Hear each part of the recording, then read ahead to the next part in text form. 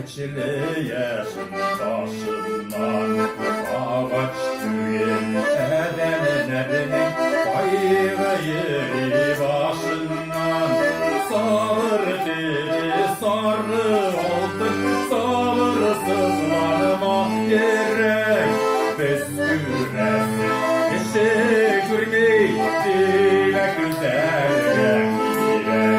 sabır dedi sarı altın sabırsızlanma gerek biz güresin kişi görmeyi dile güzel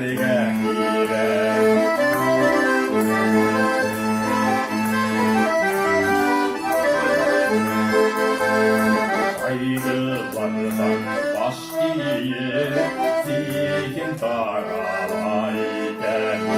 Erdem zatı bayrağı için yine yaralamayken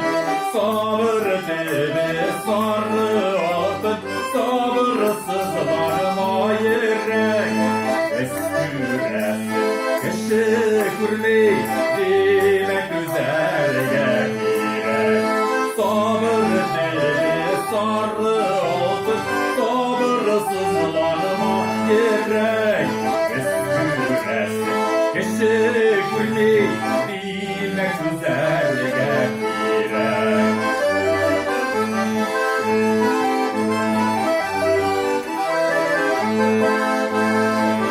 yarakan kılın tengri ayvıga salabilir ibret için bu dünyada